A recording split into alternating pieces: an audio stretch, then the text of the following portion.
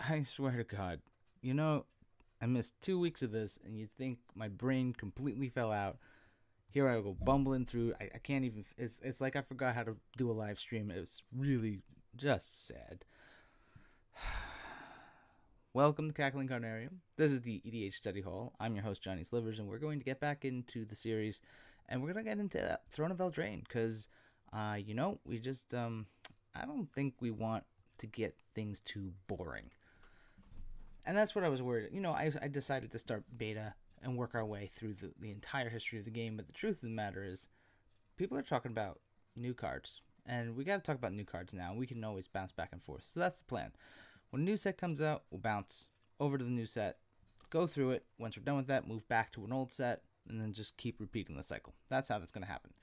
So hopefully this is streaming, because I'm struggling. This is rough. I'm going to take a peek here real quick. See if it's claiming it's live. Yep, and there we go. Okay. Just need to make sure. All right, so let's go ahead and move on. We're going to start at the top of the list. So I'm going through Cardsphere. This is kind of my go-to for the list. Sponsors of 10th Street Hooligans and good friends of the show. And you know what? They gave me the hat. So I'm going to use their list because that's how we do. All right. So here we go. It's cardsphere.com. All your Paper the Magic the Gathering needs for online trading, selling, all that good stuff. And we are Throne of Eldraine right here. Going to Acclaimed Contender. So Acclaimed Contender is a 3/3 human knight for 2 and a white mana. The ability is an ETB ability. It's a rare. When Acclaimed Contender enters the battlefield, if you control another knight, look at the top 5 cards of your library. You may reveal a knight, aura, equipment, or legendary artifact card from among them and put it into your hand. Put the rest on the bottom of your library in random order. This is pretty cool, I think, because it's another example of cards that do list like minimized tutor effect, where you can look at the top 5, dig in and look for a specific card type. This one hits a lot of key types here. You do have to have a knight in play, which is very doable. The archetype, the tribe itself is very relevant, especially with Eldraine. They got a big boost for Mardu Knights, which is cool, like that it went Mardu. I think Mardu, I think, had a lot of warriors and cons and other things going on for it, but the idea that Knights went red, white, black was pretty cool, because they're like staples were white and, well, I mean, I'm generalizing, I could be wrong here, but generally when you hear Knights, you think white cards and then black cards, and occasionally you see red cards that'll pull it off. But Acclaimed Contender, I think, is pretty decent. You're looking at, and it hits a lot of things here. You got a lot of key abilities.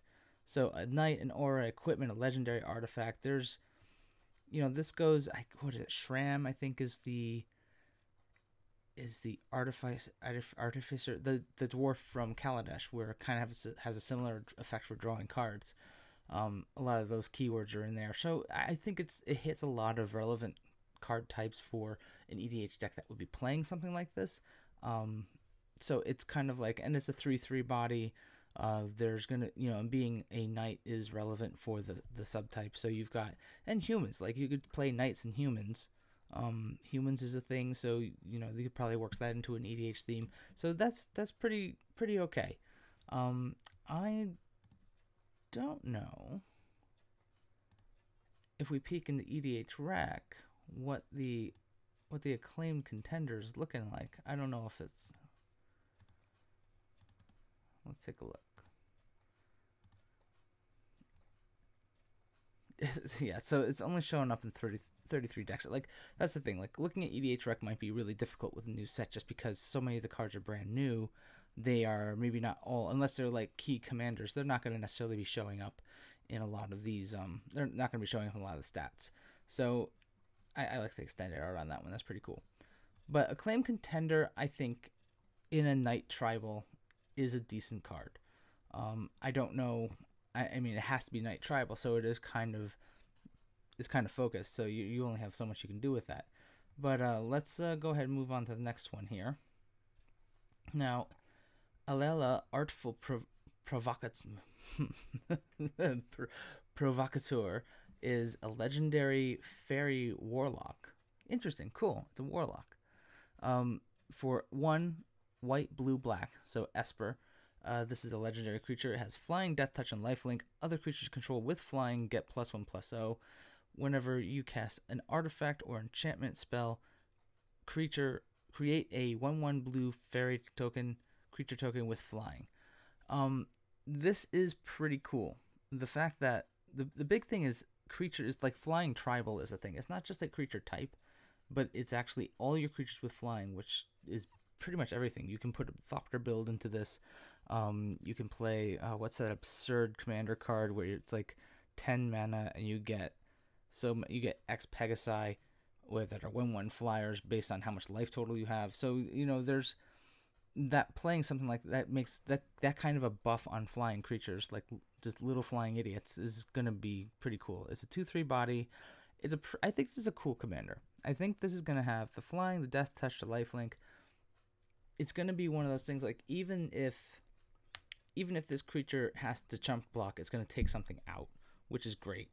And then you'll get to play it again. It is going to cost you more. Being an Esper makes it a little harder for ramp, so you're going to have to rely on mana rocks. But every time you cast those mana rocks, you have an opportunity to actually get a +1/+1 flyer. So this card kind of put this in an Esper artifacts build, and you're going to get plenty of flying creatures to block and help you protect your field. I think I want to see what people are. I don't know. Let's take a quick peek over here. I don't think Alela is as flashy and exciting as the new Jund Commander, and I'm pretty sure this is for the Brawl decks. Yeah, there we go. Artful Provocateur. Yeah, it's like this. I would imagine this is a very low count. We're looking at. Oh my god. So that's so 139 decks are showing up in EDH Rec, and I think the way Rec works out is they're compiling data from a whole bunch of different sources. But Card Kingdom's posting this for $40. Man, that's I don't know what I don't know what the finance people are saying about whether to move on this now or kind of wait and see if it simmers down. I think I have been hearing a little chatter about these Brawl commanders, or what is it? Is it Brawl? I think it's Brawl. Yeah, it's Brawl. I think these are Brawl commanders. I think the chatter is that they are pretty powerful. Corval, the Jund commander, is supposed to be pretty decent. So I think that price tag, that says something. It's doing a lot of things too. Like this is covering a lot of ground. So I think it's a good commander. I like this. I like what it's doing. I don't know where I go Esper fairies with fairies and artifacts. I'm sure there's a way to no. This is more of an artifact card. This is an artifact commander. Like you're counting on artifacts and enchantments. This is like either a lieutenant to a Zur deck, or it's a replacement for Zur, because that's artifacts and enchantments. You get that little buff. Yeah, I don't know. That's interesting. This is a sweet card. I'm looking forward to seeing what kind of shenanigans comes out of this. I'm trying to think off the top of my head, like what kind of stuff can you loop through with this. I know there's a legendary bird from Dominaria where you can, with like Ashnod's Altar and low cost or no cost artifacts, and I think it's I'm forgetting exactly. It's like a dark steel. There's a bird from, was it Core Skyfishers? One of the cards. There's another card you can use. That's it's a 1 mana bird, and every time you cast it, you have to return an artifact to your hand. And there's a way to loop things through the graveyard with it. So like there is kind of a clunky infinite loop that you can run with that one Dominaria card. I'm blanking what that is, so we'll eventually get there. But there's definitely, in these colors, you have ways to loop out infinite casts. Like infinitely cast a magic card, like a magic card, infinitely cast an artifact, and there's definitely a way to do that. So this can get pretty silly pretty fast. So yeah, good card. I like this. I like where it's going. Oh my god, 10 minutes in, I'm only down 2 cards. Let's see if we can get 10 cards out of the way here, and there we go. All right, so All That Glitters It's an enchantment aura for 1 and a white. Enchant creature. Enchanted creature gets +1/+1 for each artifact and or enchantment you control. I believe this and or is one of the, like, if you go back to Theros, you'll have enchantment artifacts that are also enchantments. So I think those would get counted twice, technically. And that makes this really, really powerful for like a Boggles deck. So if you're playing either, what is it? Earl, the whatchamacallit, that Naya, the Naya pants, like Voltron type thing, where you just put all the auras on it and it just becomes this gigantic, unstoppable thing because it is hexproof. This is one of those cards that would play into that deck. So anything, if you're in artifacts and enchantments matters deck, this just is an this is an easy fit, unless you've got something that does the job better. But this one actually does it pretty good. There's a few other artifacts that have auras that have similar abilities. One of them is specific, I think, to just enchantments.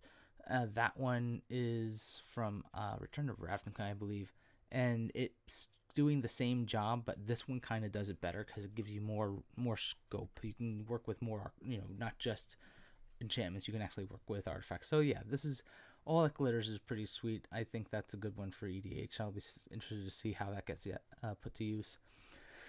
And now we've got our first adventure card. I like adventure cards.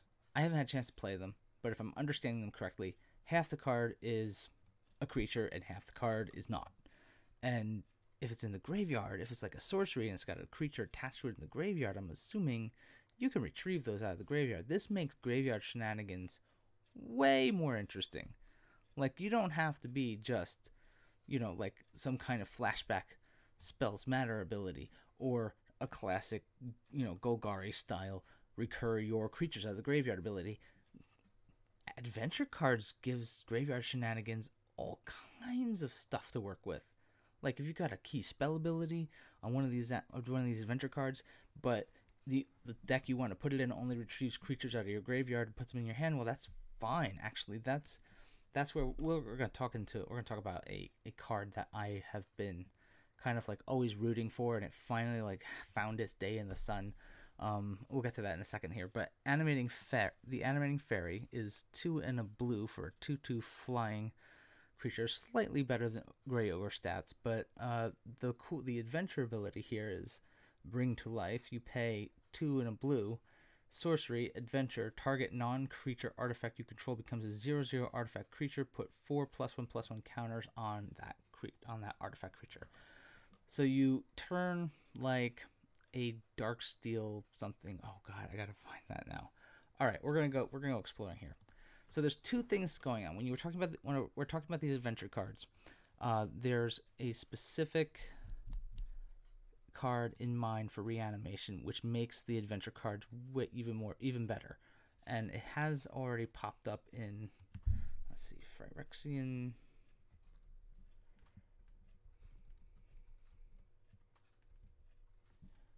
I think it's Phyrexian Reclamation. Here it is. All right, Phyrexian Reclamation. This was printed in Urza's Legacy. Originally showed up in Commander products. Trading for about 3. I bet you Card Kingdom's putting it in the $5 range. So it's 1 black for an enchantment. You pay 2. You pay 1 in a black, pay 2 life, return target creature card from your graveyard to your hand. So when it comes to the adventure cards, this is really cool because it's a 1-mana enchantment already. That's already great value. You've got a lot of life total work with in Commander, so you already have that resource on tap. This gives you an opportunity to take an adventure card like Animating Fairy and keep recycling it through your deck. You can start making, you can pull it out of the graveyard and just keep casting it again because you're putting it back into your hand at the cost of 2 and 2 life. So it's a little, this is the clunky version. There are probably going to be better ways to reanimate creatures to your hand that may be a little more efficient. But the fact of the matter is, it makes a sorcery accessible through your regular graveyard retrieval. So that's really, really cool. That's why I like this ability. So, like this combination of Animating Fairy with Phyrexian Reclamation, that's not bad. There's probably going to be better ones out there. I'm sure we'll hear about those and see more of those as more people put their deck techs out there. And I think we've got, what was the other thing? Darksteel. There's one other stupid card out there. I think it's a Darksteel what? Darksteel Ingot? Not Ingot. Darksteel what? So the other thing is like Darksteel Axe. All the Darksteel things, these are all indestructible. Let's see, the non-creature ones. So Darksteel Axe, Darksteel Brute is indestructible. And that's from, what, Fifth Dawn? No. I think that's just Darksteel. Darksteel Ingot. Here it is. The Darksteel Relic is a 0-cost artifact. Darksteel Relic is indestructible. It's simply an artifact that sits there and does nothing except perhaps you decide to turn it into a 4/4 indestructible with your animating fairy, or maybe you want to use that as a target for something to fight, like for Phylactery Lich. So it's like doing things with reanimation and these adventures is going to be pretty silly. This one in general is okay. I don't know if I would want to, like, when you're playing EDH and your non-creature artifacts are like your mana rocks, key artifacts that you're not looking to put at risk for giving them more access to your opponents, more access to something that they can remove it with, then you don't want to turn those into creatures unless it's unless you're putting that towards an aggro plan, or like I showed you with the Darksteel creatures or Darksteel artifacts where they're indestructible. Then maybe there's something to go with there. But I would say I would say that this isn't as strong as I'd like it to be. But when it comes to these cards, if it comes to like Animating Fairy or any of the adventure cards that are out there, I would say they have more value to a reanimation deck because they have extra modes to work with. This being an uncommon that's just a flying 2/2 is less important than the fact that you can turn an artifact into a 4/4 creature. So that's why, that's my caveat. Some of these, like at face value, are just kind of meh, but the fact that they have extra options for reanimation, I like that. That matters more to me. So let's go ahead and see. That was Animating Fairy, Arcane Signet. Yep, that's right. So Commander is a 90-card format where basically the first 10 cards have already been predetermined for you. Those can be a variety of things, but basically it's Command Tower, this Soul Ring, and your Commander, and other things, like things that just automatically get included. So Arcane Signet is a common that is posting for $10. All right. God almighty. Arcane Signet. You gotta be kidding me. For $10. So that's what's, on Cardsphere, that's what it's listing for. Let's go and see what's that. Let's see. Let's go ahead and see. Let's just see what it's doing. Are you kidding me? Card Kingdom's listing it for $30. So that means this is one of those cards I think that are only available in the brawl decks, and that's it. So if you didn't buy your brawl deck now, then you're up a creek. So Arcane Signet. Oh my god. So Arcane Signet. Let's go ahead and for those of you who might just be listening and not actually watching the video, Arcane Signet is a 2-mana artifact. Tap, add 1 mana of any color in your commander's color identity. This is bananas. It is better than a Signet.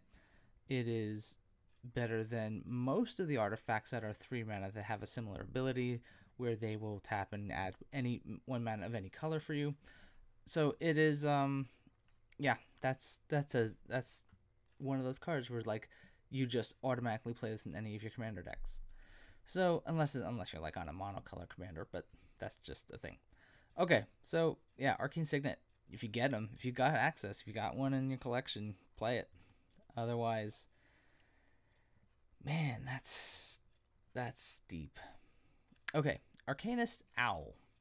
This is there's a series of these cards, and they have these hybrid mana going on. So this is the casting cost on this 3/3 bird is 4 Azorius. So white or blue, any combination of those for 4 mana. It is artifact, creature, bird.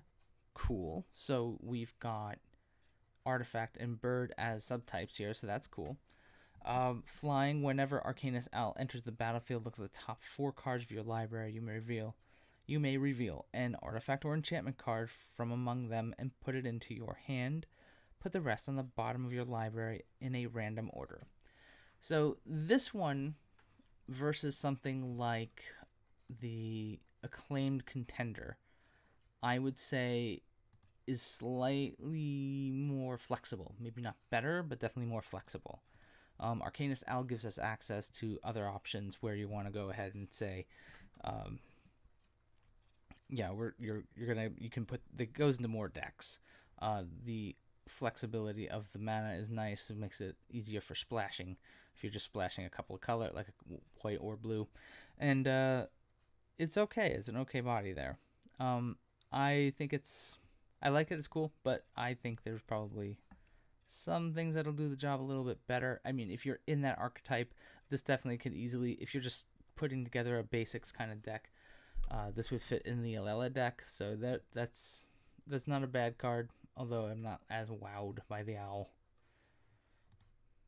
Let's see. Next up will be the Archon of Absolution. So this is a 3/2 creature for 3 and a white, a flying, protection from white. Creatures can't attack you or a planeswalker you control unless their controller pays 1 for each of those creatures. So this is another pillow fort card. It's interesting. Like some of the Propaganda is getting pretty pricey, and Ghostly Prison's gotten a couple of reprints, so that's helped. But it's nice to have access to something else that can give you that kind of pillow fort effect without costing too much money. This is kind of like the fact that it's on a creature makes it a little less powerful. The fact that it's not going to be, you have to pay only 1 instead of say 2, that also makes it less powerful. But at the same time, overall, this is just another option, another tool in the toolkit for the pillow fort player. So I think it's a decent card for what it does. I think it's going to be easily replaced by something like Propaganda or Ghostly Prison if you have to make cuts. However, it costs less than a Sphere of Safety. Yeah, Sphere of Safety. So, I feel like this is kind of in the middle. So if you are on that kind of game plan where you're trying to deter attacks and you have this available to you while you're trying to find something that's a little more sought after, like a Propaganda, and I think the prices on Propaganda has gotten pretty up there, then I say go ahead and play this card. It's not a bad card. Let's see, Propaganda, Card Spheres listing them for $8 or more. I wouldn't be surprised if Card Kingdom has them listed for something like 10. So yeah, if you're looking to go pillow fort route and you need an option that doesn't cost a lot of money, Archon of Absolution is actually a good card. I like this. So it's a good placeholder. There are better cards, but when you are trying to put options on the table, this is a good way to go. All right, Archon of Absolution. So 1, 2, 3, 4, 5, 6, 7, 8, 9, 10. That's a good one to end on. All right, so next up is Ardenvale Paladin.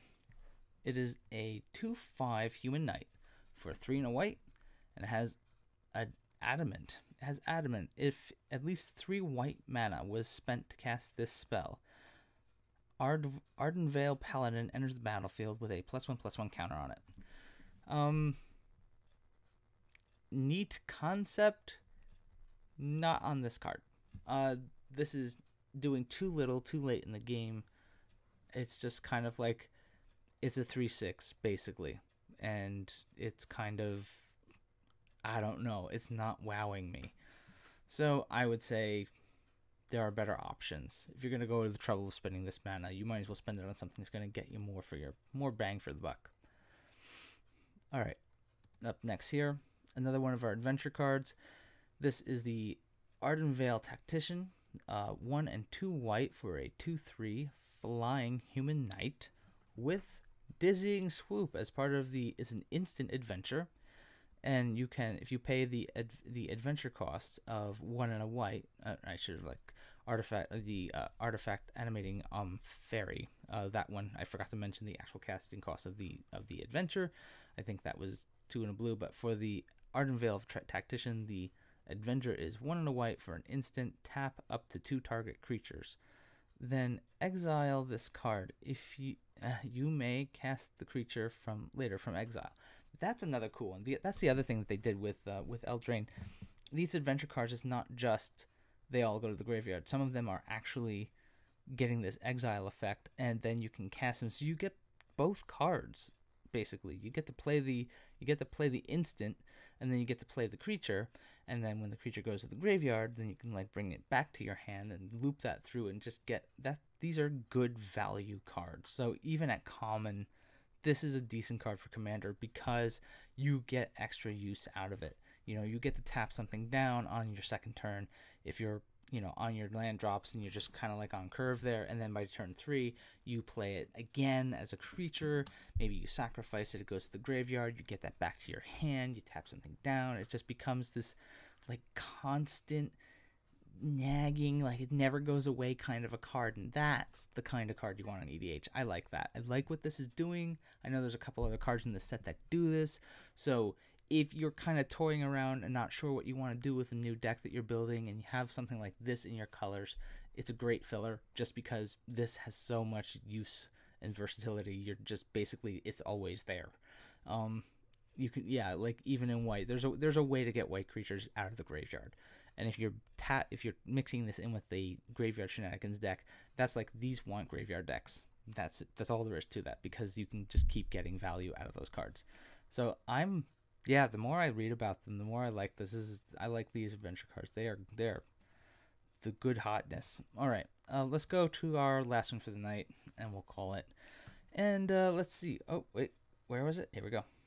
It is Ayara. Oh man, why can't I pronounce this? Ayara. Ayara, first of Locthwain. Locthwain? Oh my god. I'm too sober for this. Anyway, this is Ayara. Ayara is a 2/3 legendary creature, elf noble, and noble's cool because that's like that. That's a new creature type. For 3 black, whenever Arya blah blah blah or another black creature enters the battlefield under your control, each opponent loses 1 life and you gain 1 life. Sacrifice another black creature to draw a card. This is really cool to be able to like the sponge effect where your opponents are losing life and you gain life. Whenever a black creature enters the battlefield under your control, and that's enters, not cast, so that's relevant too. So if you've got some kind of a, and you know, as a commander, this is tricky. There's not a lot. You've like infinite flicker loops in mono black. I don't think is a thing. You've got stuff like Erratic Portal where you do have the option. Oh, we'll pull that up. I'll show you guys what I'm talking about. Show you good people. Erratic Portal. Come on, John. Spelling is good.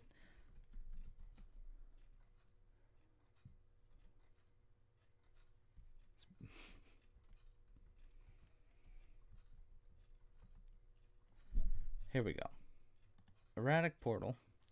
This is a sweet card, just because you can bounce your own creatures, and if someone's tapped out, you can put something pesky back in their hand, but return target creature to owner's hand unless his controller pays 1. Way back in the day, I had a playset of these and never appreciated why. Like, but if the opponent still has mana up, why would you bother? Because you're bouncing your own creatures, and that's the point. So something like this is just like a low grade value kind of thing, but it's not a bad card. Erratic Portal compared up with Ayara would give you that ability to just keep chiseling away at your opponent's life totals, and being able to sacrifice a black creature to draw a card. That's pretty sweet too. So it's got a draw engine built into it. For mono black, that's all right. I toy around with that. I'm sure there's better options, but being able to like do some kind of shenanigans with black creatures entering the battlefield, and let me just double check here. Another enters the battlefield under your control. Each opponent, every time a black creature enters the battlefield, you're getting that trigger. So that's pretty sweet. Like, there's definitely ways to make that happen. Duh, right, the combo, of course. You put this in a zombie build. Gravecrawler, right? I think that's the way to go.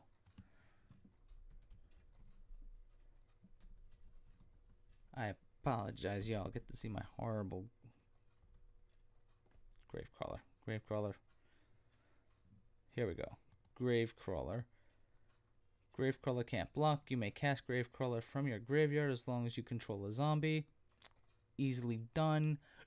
Whoa, buddy. That one. Whoa. That's interesting. So Gravecrawler is back up to the $10 mark. All right, I'll go to MTG stocks here. I gotta check this out. So at one point, Gravecrawler wasn't that expensive. It was definitely for, I feel like it was under $5. I thought you could get them for even $1. But it must be like some of the, let's see.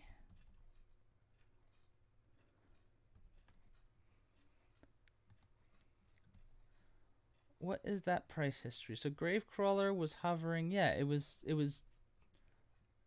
just under $5 through from Kaladesh through M25 or Masters 25. M19 shows up, it spikes up to 10, kind of stabilizes back down into the 7s. Let's see, what was that announcement? What was that date? It spiked almost to $20 on June 17th. I'm trying to I'm blanking on exactly what would have prompted that. But it's coming down off of a peak. I don't know if Eldraine is going to like spark this back into play because of Ayara, because the thing with Gravecrawler is if you have another zombie in play and Ayara is in play, you've got your Gravecrawler. Now you get your Phyrexian Altar, is that? Let's make sure. It's not Ashnod's Altar. It is, I think it's Phyrexian Altar.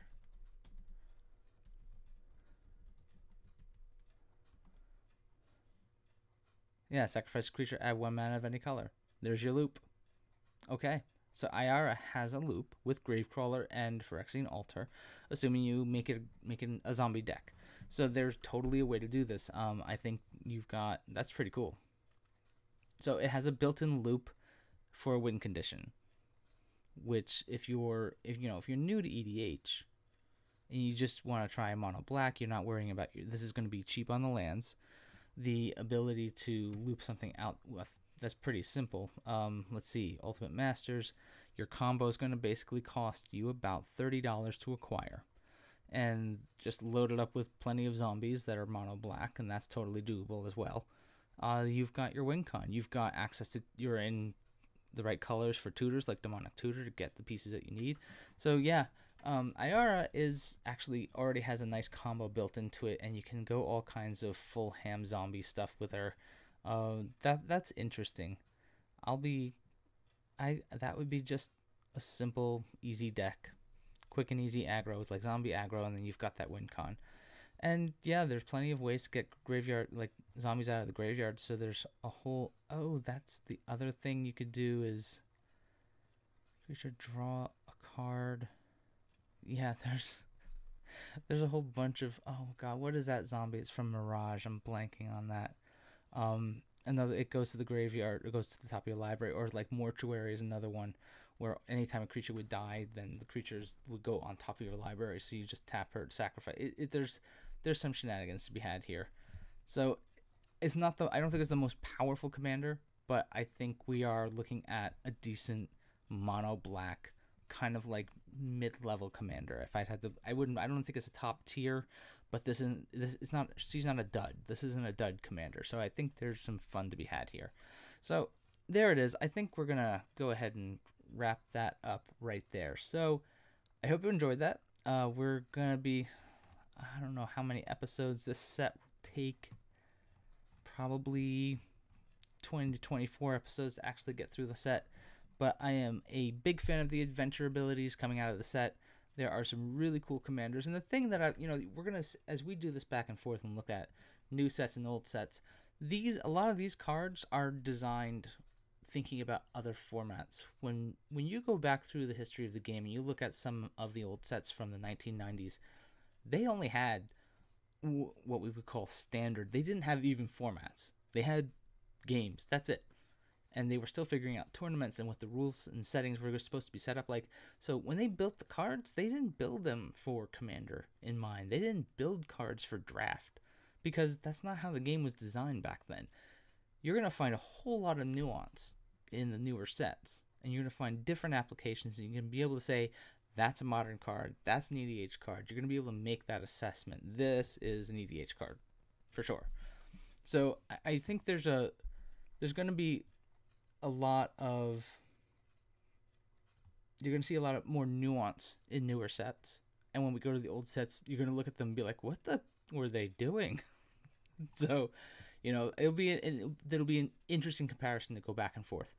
So there it is. I hope you enjoyed this. I hope it was good background noise for you, and my apologies for stumbling through this as chunkily as I have. It was rough. Thank you. Hope you liked it. Subscribe. Click the like button. You know what? Just have a good time. Thank you for joining. I hope you enjoyed this.